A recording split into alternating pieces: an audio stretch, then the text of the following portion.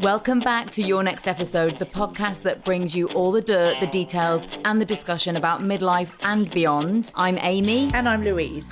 Today we have come to meet Lynn Ruth Miller at her home in North London. Lynn is a writer, artist, cabaret performer, and at age 87? 86. 86 is the world's oldest female working comedian. Yeah. Hello, Lynn. Hello, and thank you so much for having me. It's amazing to meet you.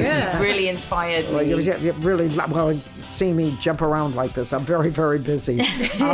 Tell me what you want to know. You were talking about midlife, and I believe that we get our definition of what the good life is and the way we should live our lives from the media, from movies, from plays, from novels, from the situation comedies. I always think of, from my generation, Leave It to Beaver and the Mary Tyler Moore. Yeah. What the good life is. And I will never forget, I had a friend who had her baby on a park, she had on her friend's couch, and then was living on a park bench, and she stole clothes from in the States, from a place called Kmart. I don't know what you have here that's like that. TK but anyway, or something. and I said to her, why are you stealing them? And this is the reason I'm telling you this. Why are you stealing them? She said, well, I saw these beautifully dressed children on television. I thought, why can't my baby look like that too? Yeah. And I thought, well, because they could pay for it and you couldn't. Yeah. But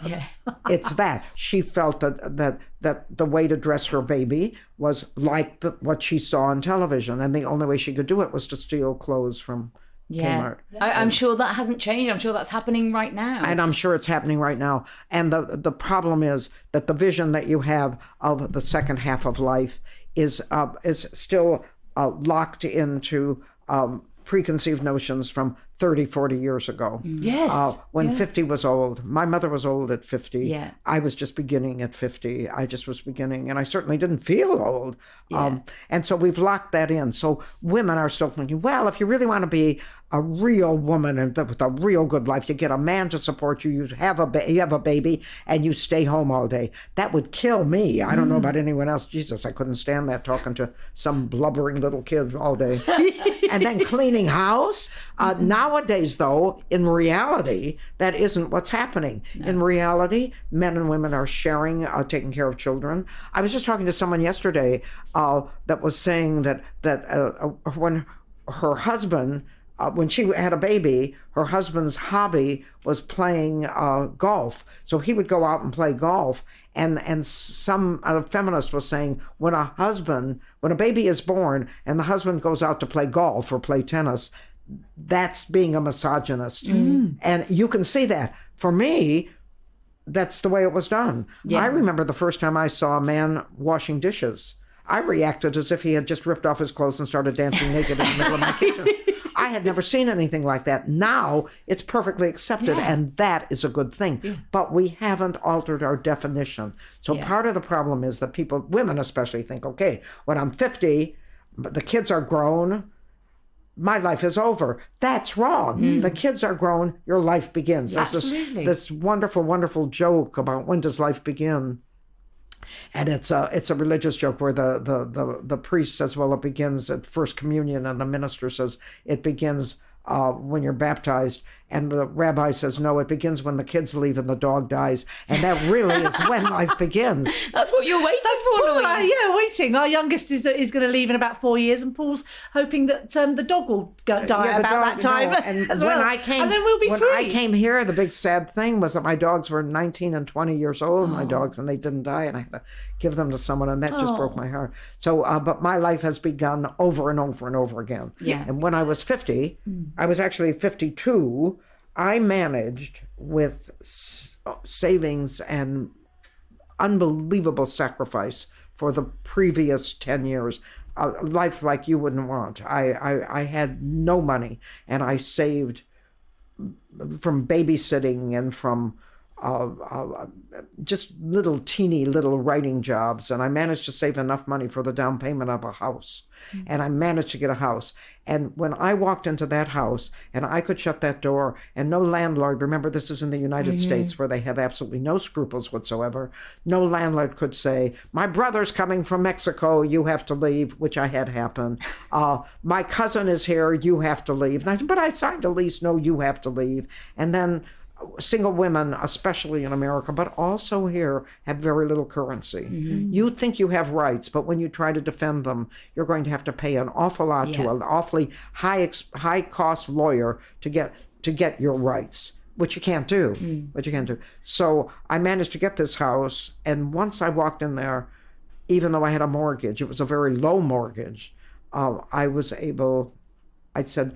That was your independence. I changed everything. Yeah. I changed everything. I used to be, if people attacked me, I would always say, oh my God, I'm so sorry. And I would immediately try to change. You walked in my house and I would say, don't you raise your voice to me. This is my house. It was. What a revelation. It was marvelous. Yeah. And it was a big house. And I had a lot of dogs and cats. That's what I had then.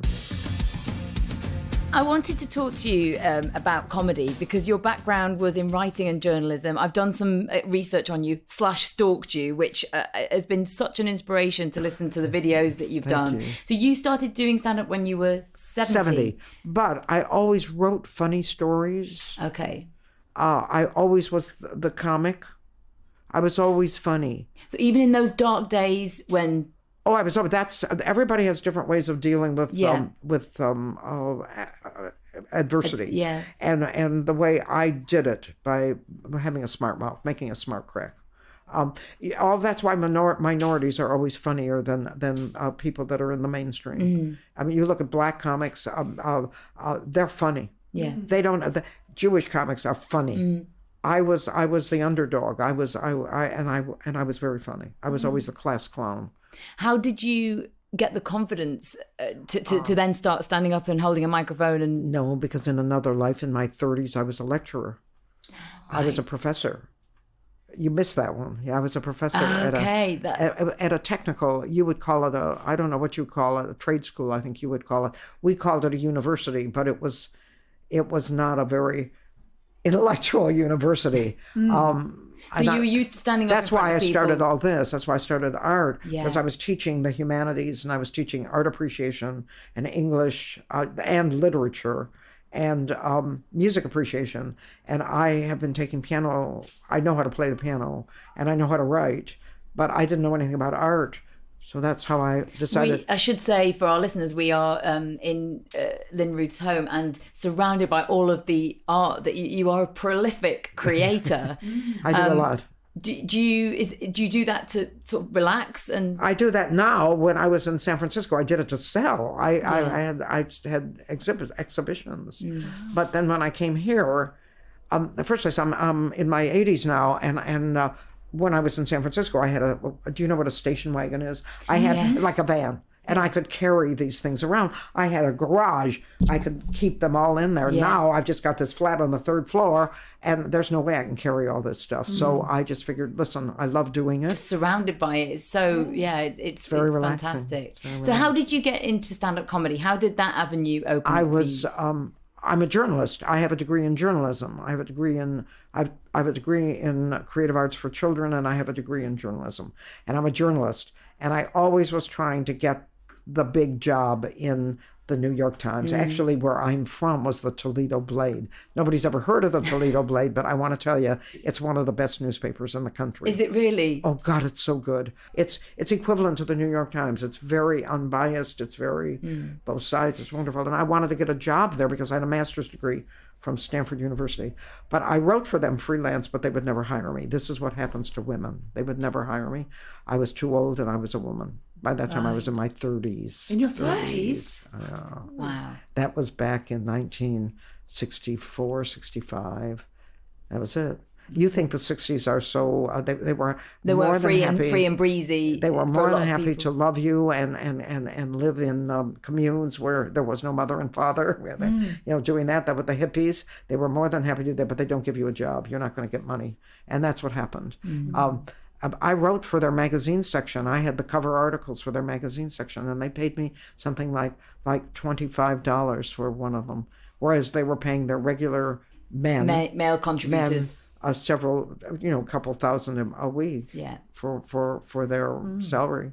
So you were writing pieces, but I bet they had your humour threaded through it. Always. I wrote funny stories. Yeah. I was writing for Volkswagen magazine, and I wrote about how the local army in Laredo, Texas was so small that they held their conferences in a Rabbit, which is a Volkswagen. I mean, I did things like that. I did one with Volkswagen. I did one where this woman who was wearing a hat with a lot of flowers was taking her 3 Labradors to the vet, and what that was like cramming them in a Volkswagen.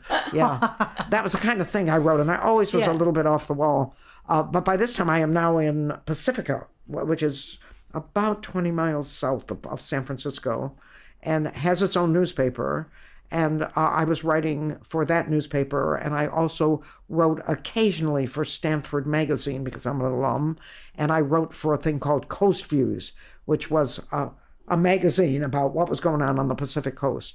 And I still hadn't gotten the big job, which then would have been the San Francisco Chronicle.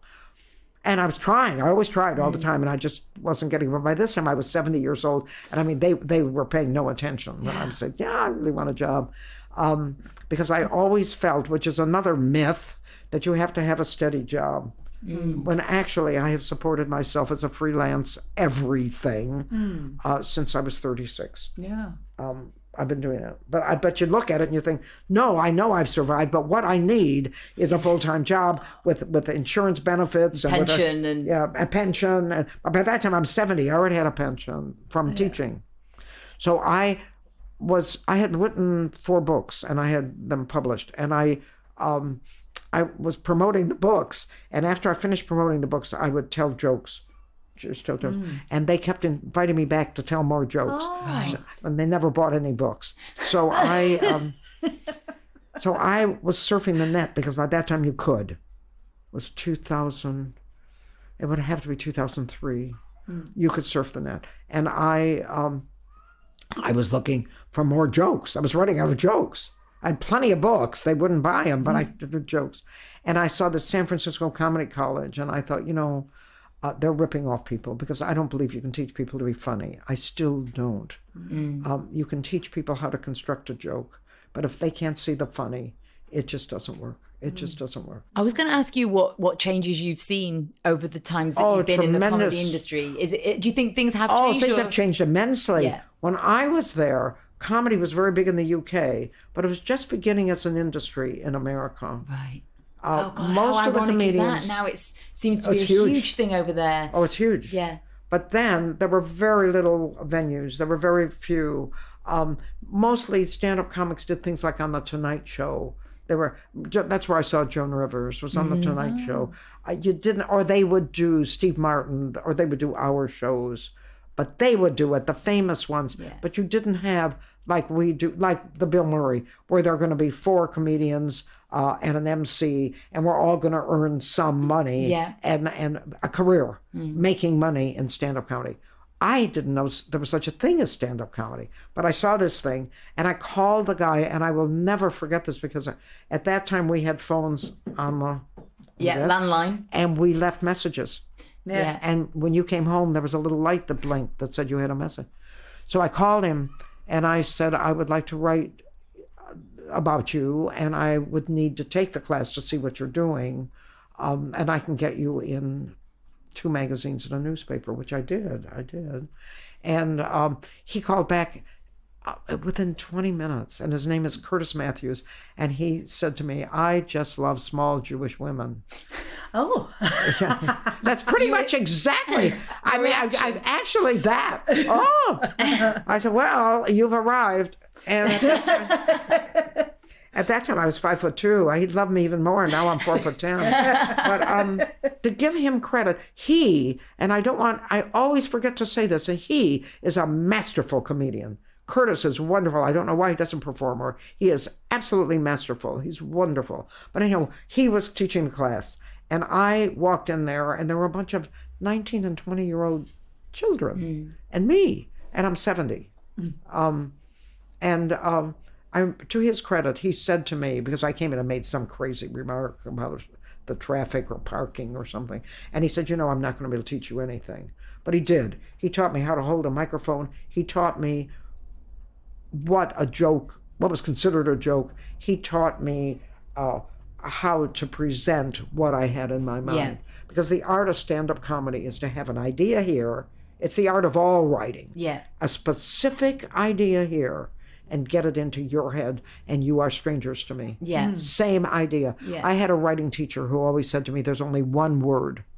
And I said, no, there are a million words. A million words that mean the same thing. He said, no, there's only one word that means what you mean. Yeah. And in comedy, that is much more relevant. If I reverse words in a joke that I've created, and all my jokes are written, if I reverse the words, I won't get the same amount of laughs. Yeah. It's that forensic detail, isn't it, that just that communicates that. So that when I began, I had a knack for it.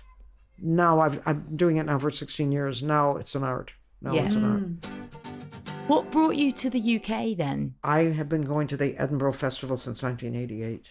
I discovered it. And this is on a pension that was a little better than half of what the poverty level was then in San Francisco. It was then I was making $14,000 a year, and the poverty level was 21,000 and 21. It is now 35,000. But I'm still earning the same thing, by the way. I'm still there at the same thing. It's a pension, and it says it's gone up, but it hasn't. It's the same. So are you doing? And I managed to come to Edinburgh every year. I don't know how I did it, but I did it. And just grit and determination, Lynn Ruth. It's more than grit and determination. It's scaling down. We think we need. I'll never forget this man. I think he was from Sicily. And he said to me, it took me a long time to learn that I can like something. I don't have to have it. Yeah. We're an acquisitive generation. We are here too. You don't have to have it. Yeah. And I trimmed myself down to what I needed. Yeah. Nothing else. I didn't buy any new clothes for almost 30 years. Wow. They stopped fitting me, so then I had I didn't buy new clothes until my father died, and I got some money, and then I bought some. And that was when I started coming. I had been to the Edinburgh Festival once, really a long time ago in the 60s, and it was in 1988. Okay. And I was a punter for about 3 years, and then remember I'm a writer, and then I discovered 3 weeks. So I wrote for them for 5-6 years. And we had no computers. Yeah. And I don't know whether you know Edinburgh, but I was living on the Delray Road, and I would go out and I would get home at about 3 a.m. Then I would get up at something like 8, and I'd write this thing by hand, and I'd run from the Delray Road up the Mound, which almost killed me, and to a coffee shop and hand this to Chris Cook, go back down, go back to the Delray Road and go to sleep. Can I ask you about your time on Britain's Got Talent? That was about 5-6 years ago, or? Oh, it was more than that. It was more than that. It was while I was still living in the United States, but I had been on America's Got Talent 2 years before. Oh, okay. And nobody knows about that because they didn't film me. They did film me, but they didn't use it. Right. But I got much farther in America's Got Talent. Really? I got to the Wednesday of the Las Vegas week. I was almost there. And how old were you then? So. What would it have been? I was starting comedy. If I was on Britain's Got Talent 8 years ago, it would have been 10 years ago, so I was 76. I would have been 75 or 76. Wow. And I just remember I was a lot more independent then because in America, I led a very different life. I drove down to Los Angeles. I drove down. You drove to the auditions and I drove to the audition. Yeah. And I went with my dog groomer. I said, you want to have an unusual weekend? She said, why not? And her name was Michelle, and we drove down to LA, and I did the audition. I got in. Were you doing regular spots in America, and then you saw the America's Got Talent and thought, I'm going to go and try and do that, or was it? I'm plumbing my memory there because you have to realize I was doing this because I loved it. I was not paying much attention to whether I got paid. Right. So when I began, which was 2003, the first year I made nothing. I was a student. The second year would be 2004. I started I started my own comedy show at Winters, and I employed comedians because I am a big believer. I get very angry at people who exploit young performers. Yeah. I get very angry. I mean, that's the thing in the comedy community at the moment, isn't it? This wonderful joke where the guy says, if they would have called the slaves apprentices, we wouldn't have had the Civil War. No. I get so angry that they do that to young people, and I see it in Edinburgh where they have all these children working for nothing, and they say, oh, you're going to get experience in theater, and what they're doing is they're cleaning toilets and they're selling tickets, and it infuriates me. And you should be grateful to be doing that, because you should be grateful for the opportunity. Yeah, I would like to shoot them. Yeah. Because they're making money. And so that was what I decided. Immediately I saw this and I thought, no, I'm not going to be part of this. So I created a comedy show at Winters Bar, which is a redneck blue-collar bar in Pacifica. I think I was the first Jew they ever saw. But I paid my comedians. Not very much, because we collected from a bucket split, and they didn't want to spend. You collect from a bucket, now people are used to it. They'll put bills in. We got coins. But I divided it among all of them. And then after I did it for a couple of years, so I was making money. After I did it for a couple of years, the guy that owned the bar began to pay me because he was making money. Because he was making money from the drinks. Yeah. And then I paid the comedians from the bucket, and and then when he left town, I didn't want to work for the other people, so I started putting my comedy shows in other bars. And there's a guy named Michael Slack who's a comedian in the Bay Area. He said, whenever Lynn Ruth books me, as I booked him all the time, he was so funny. He said, I just drive through Pacifica and go to every bar until I can find her. Because Pacifica's really small. It's really, really tiny. But you had that entrepreneurial spirit, maybe not it's so not much. entrepreneurial, darling. It's I'm going to succeed and I'm not going to let the establishment shit all over me. That's what it is. Amen, sister. What is that called? Don't let the bastards grind you down. I'm not going to. They've done it too many times. When I was in San Francisco, there was a woman who decided, all right, I'm going to do a women's festival. And she called me up and she said, Lynn Ruth, will you organize it? She said, I'm paying every comedian $40, which at that time... Yeah. Remember, it had to be 8 years ago.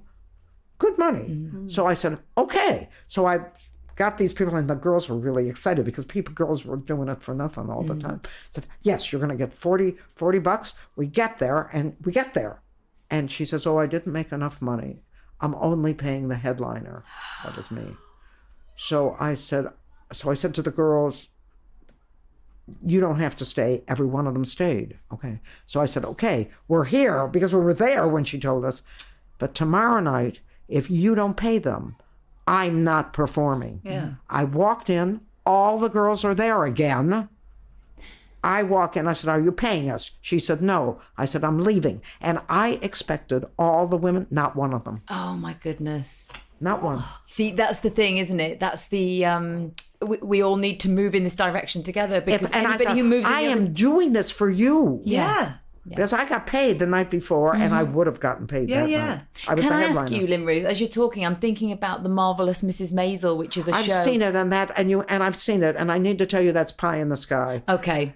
I just wanted to check if that was bullshit. The advancing or if that she's making, the fact that she got an agent, forget it. I have not been able to get an agent yet. Everyone says, oh, she's going to die. We're not going to. This is since I was 70 for 16 years. Oh, God, what? I'm going to drop dead. God. And I don't blame them, but I do blame them. I do blame them because I've been good. I've always been funny. Audiences have liked me. Audiences have loved me. Bookers have not. Can you just, I know we're short of time. I want to know from people listening, give them a feel of what your show is. I talk about aging. Right. I talk about aging because everyone's afraid of aging.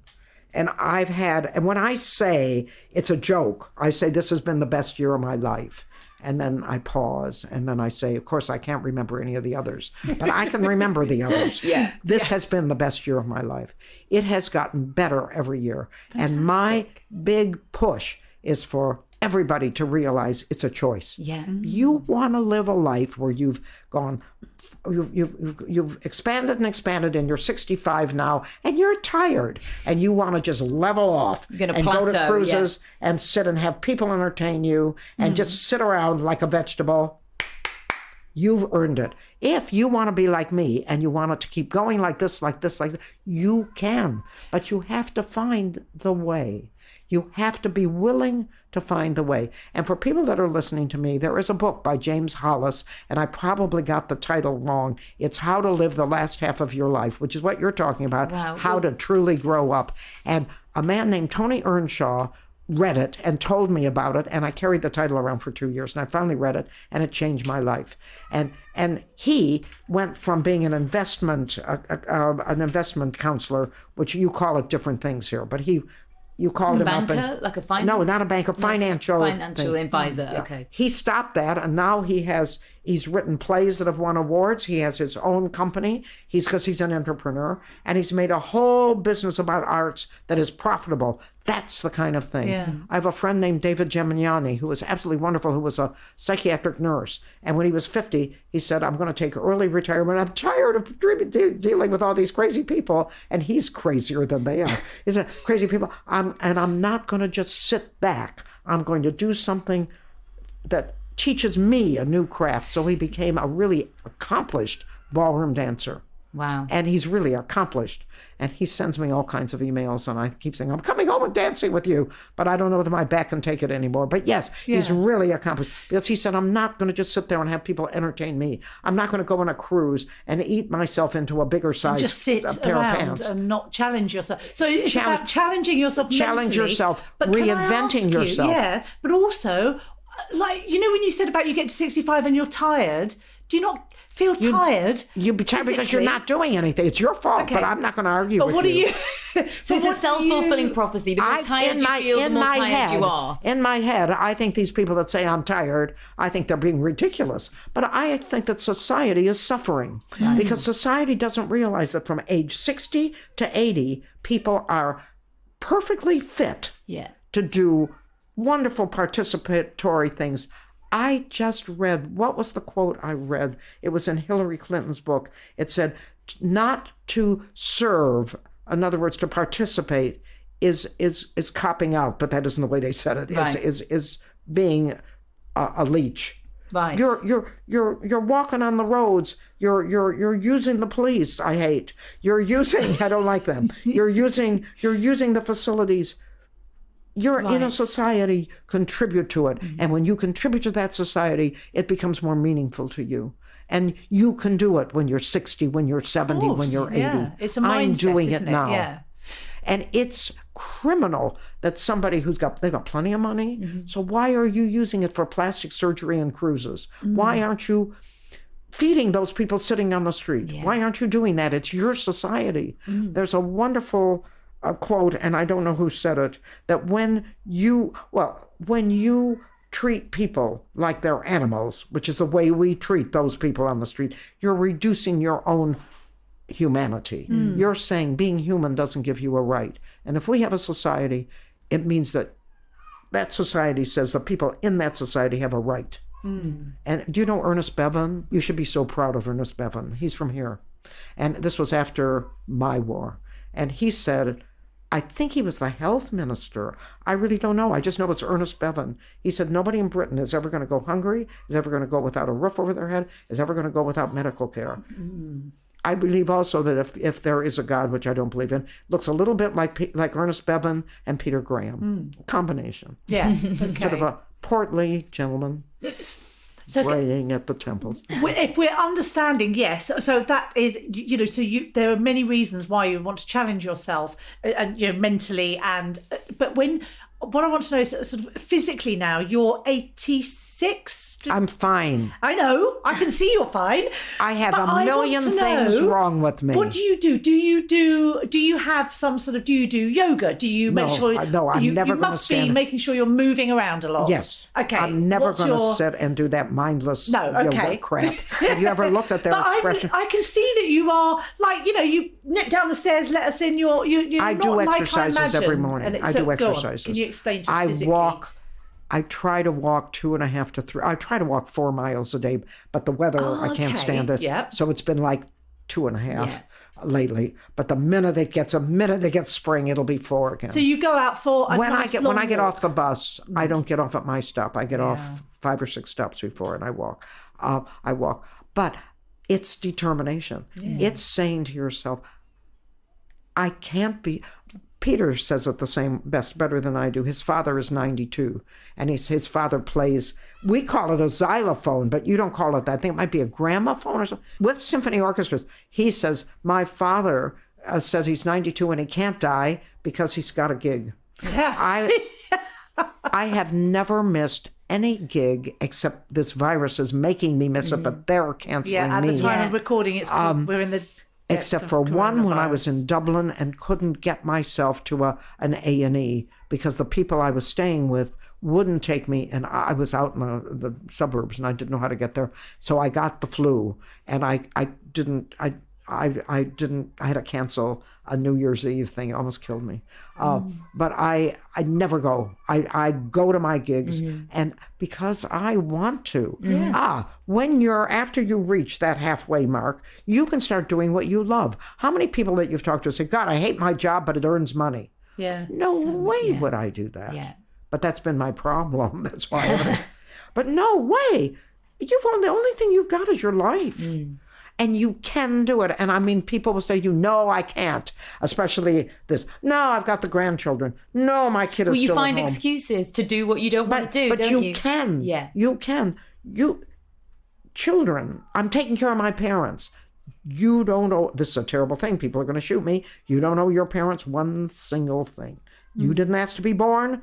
They owe you everything. They owe you everything. When you stay at home, I do not agree with the parents that make children pay rent. Sorry, you owe them everything. Home is the place they take you when you have no other place to go. I disagree with it. Well, the economy, I don't care.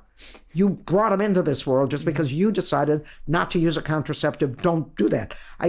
You owe them. You owe them everything. But you don't owe the grandchildren anything. That skips a generation. Yeah, you don't. You owe your children. That's all. The children don't owe you a thing. It's nice if you take care of your lovely little mother. I couldn't stand mine, but you can take care of it. It's nice. They've taught you compassion, and it pays. But you don't have to. No. So all those excuses you don't have to do. The grandmothers that say, well, I have to have everyone over for dinner every Friday or Saturday night, or Sunday night, depending on what your religion is, Friday or Sunday. No, you don't. You have to make something of yourself and set an example so that your children don't think that life is over at 60. That's what you have to do.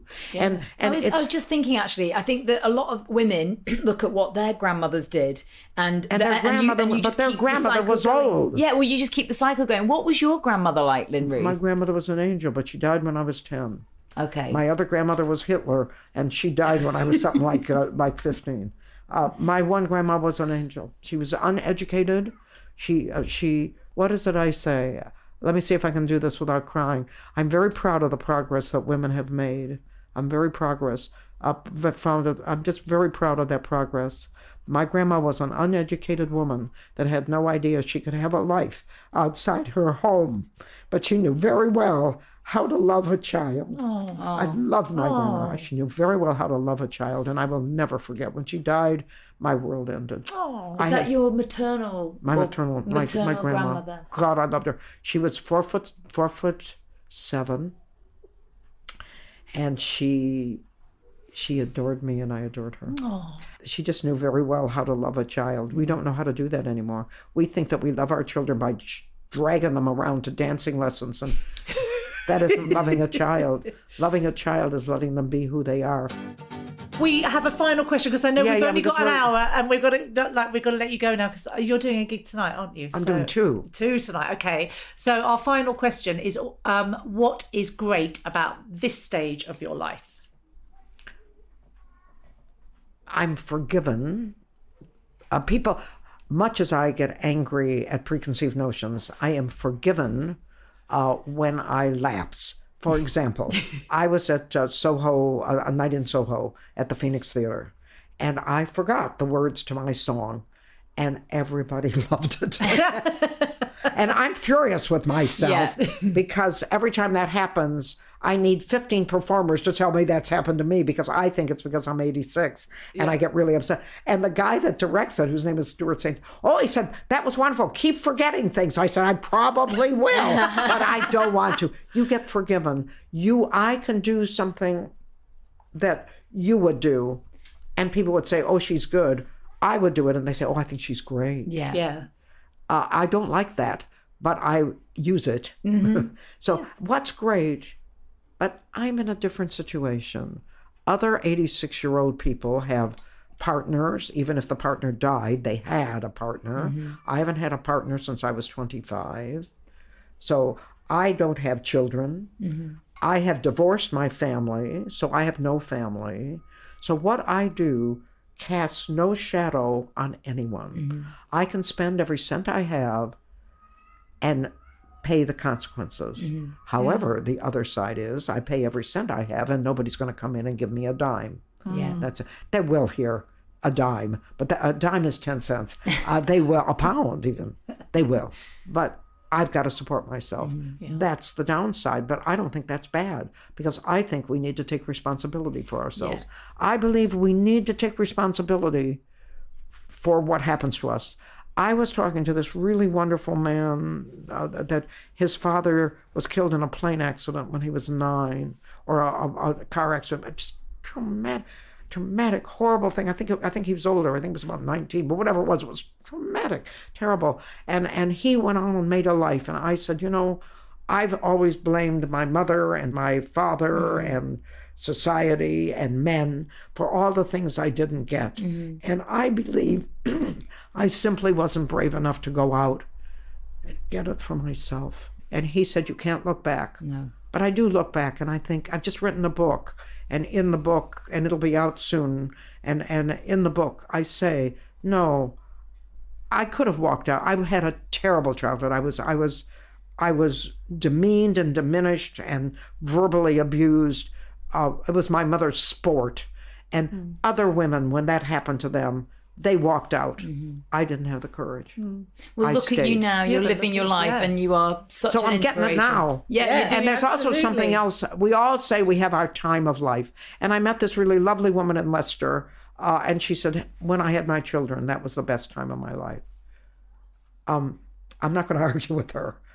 Because for me, changing diapers, wiping up poo, and worrying about whether the kid was going to teeth or not would not be a highlight in my life.